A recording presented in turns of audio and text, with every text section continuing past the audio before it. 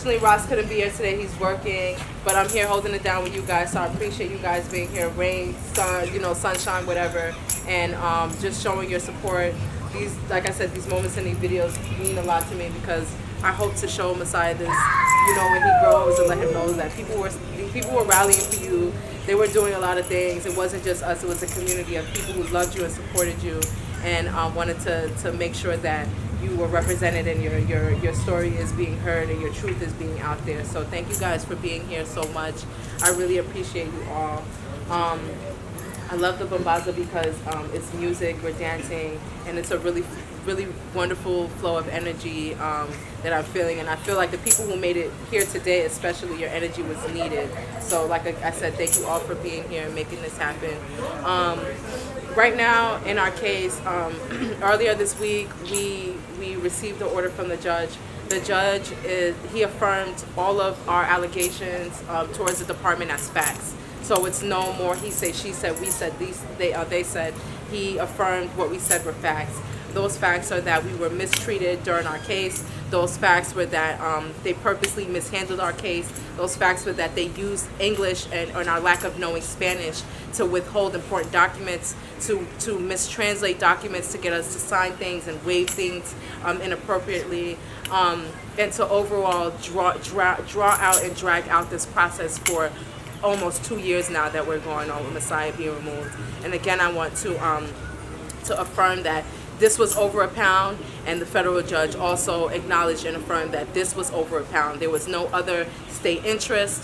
There was no other reason.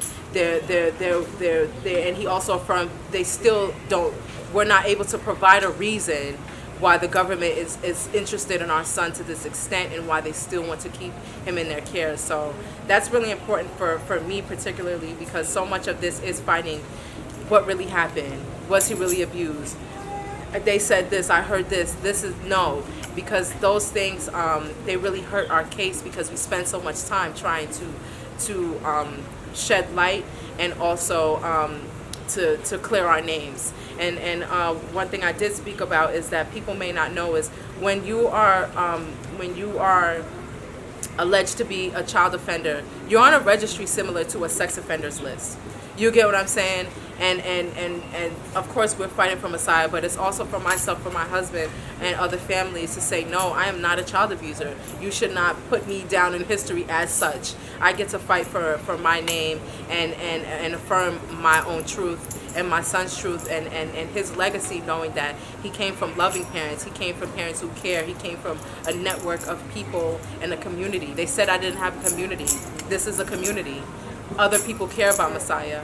You know what I mean? And as I rally for Messiah, I can only continue to rally for other children, because this is a problem that I'm realizing is not just affecting my son. It's affecting numerous children, multiple children, not just in Puerto Rico, in the United States, all over the world. We need to care about the children. We need to care about their future. We need to care about their day-to-day lives, what's happening while children are in foster care. That is a huge concern to me. What happens when a child enters foster care? What is their day-to-day? What are they eating? How are they sleeping? Who are they coming in contact with? What are they wearing? How many times do they take a bath? How many times are they allowed to go outside? What does outside mean when you're a child in foster care? Do you get to go to an open park like this? Or is it an enclosed small space behind a building, and that's how you live? We don't think about this. This is quality of life, and this affects a child. We take so many things for granted. When I was a child, I could walk around my house barefoot. If you're in foster care, especially if you're in a group home, a whole guard for children, you don't get to walk around barefoot. You don't get to walk around with your diaper off. You don't get to walk around with your clothes off. And we don't realize these small things really give us huge comforts. They really make us who we are. They assimilate us into our environment, and they make us feel homely. They make us feel safe.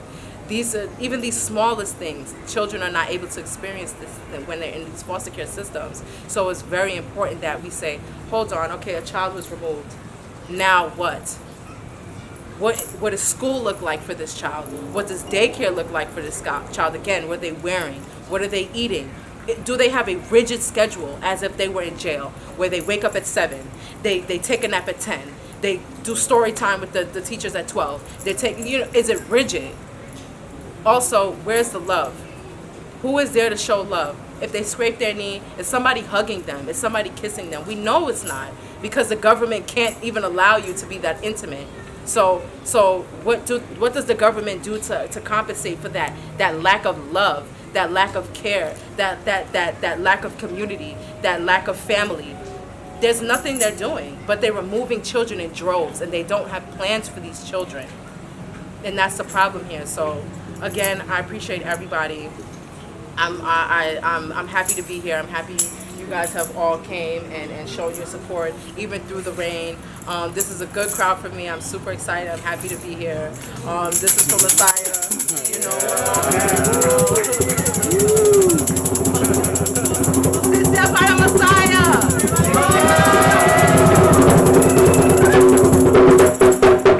So thank you all, and let's keep rocking at least for a little while longer. Yes, So, thank you.